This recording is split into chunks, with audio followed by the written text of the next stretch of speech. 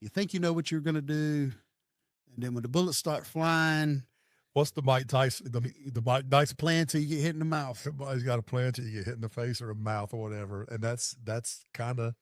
And that's so And Coach, what do you think about Northside? I was probably say Northside was probably the little bit of, and I'm not going to use. I hate using the word inexperience because they have tons of experience as far as games played throughout the year. Yeah.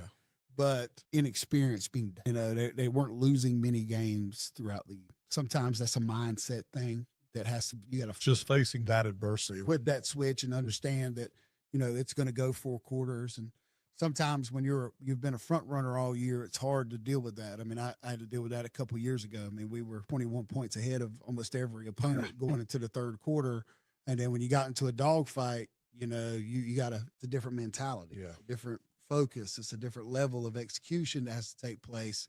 And, unfortunately they didn't run into that a ton, throughout the year. So inexperience in that position, not necessarily inexperience in games played, because they played a bunch of tough football teams throughout the year. I mean, played Croatan and Havelock during the regular season. I mean, Rocky Mount was no slouch. Cape Fear was no slouch. So it's not, guys, Jackson. It's not like they played not quality opponents. They just hadn't really been behind. They hadn't had that momentum swing against them early. Yeah. And, so having to deal with that little bit of adversity, you're never happy to lose, but I think it's a good learning tool for those young guys because they're all returning. Yeah. I'm sure it's going to be a great learning tool, in the process. I mean, you're talking about, between Jacksonville and Havelock, Jacksonville and Northside, you're talking about 2 really good football coaches. Yeah.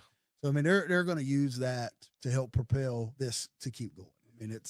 I would suspect they're both going to be very good again next